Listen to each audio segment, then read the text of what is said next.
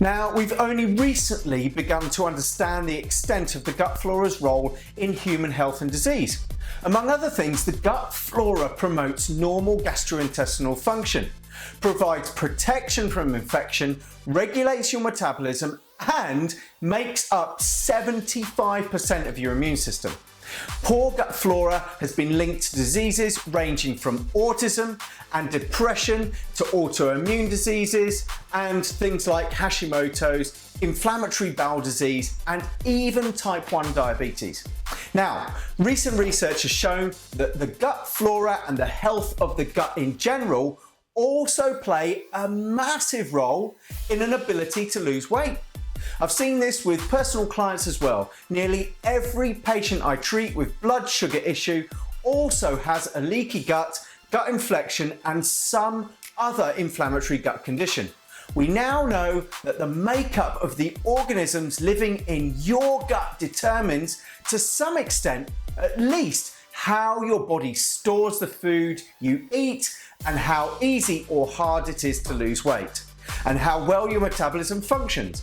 But also, since your gut bacteria sends more messages to your brain than your brain sends to your gut, this will also have a massive impact on your thoughts, which will have an impact on your ability to actually stick with the plan that you're on.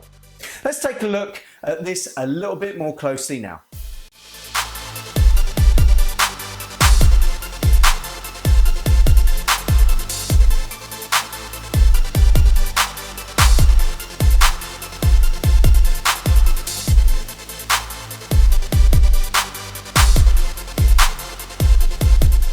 Our gut is home to approximately 100 trillion microorganisms. The human gut contains 10 times more bacteria than all the human cells in the entire body, with over 500 known diverse species and 3 pounds of bacteria. You could say that we're more bacterial than we are human. Now, firstly, certain bacteria may cause low-grade inflammation in your body. Now, this contributes to obesity and also a difficulty in losing weight. But secondly, studies found that obese people had about 20% more of a bacteria known as Firmicutes and almost 90% less of a bacteria called Bacteroidetes than lean people. Firmicutes help your body to extract calories from complex sugars and put those calories into fat. When these microbes were transplanted into normal weight mice, these mice started to gain twice as much fat. So this is one explanation for how your microflora in your gut may play a role in weight management. Probiotics have also been found to benefit metabolic syndrome, which often goes hand in hand with obesity. This makes sense since both are caused by a diet high in sugars and unhealthy fats, which leads to insulin resistance, fuels the growth of unhealthy bacteria, and packs on excess weight. Okay, so what causes things to become so out of whack in your gut in the first place? Well, chances are that you've taken some antibiotics at some point in your life. And the problem with antibiotics is that they wipe out your inner ecosystem and destroy key species of healthy bacteria. But in addition to that, let's take a look at what feeds bad bacteria and kills the good bacteria. Firstly, we've got poor quality and processed foods, too much sugar, including alcohol, food additives, taking anti-inflammatories on a regular basis, too much processed wheat consumption, chronic stress, and this also includes being busy all of the time, and a lack of sleep.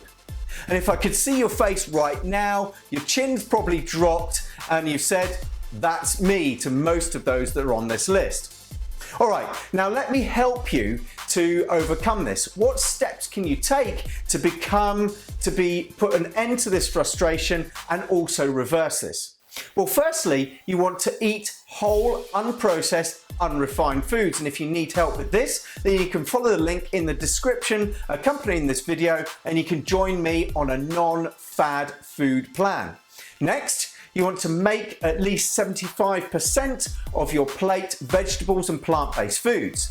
Thirdly, get an oil change, and by that I mean get rid of the vegetable oils and seed oils that you may be using on your foods and switch for something like coconut oil if you do use oil.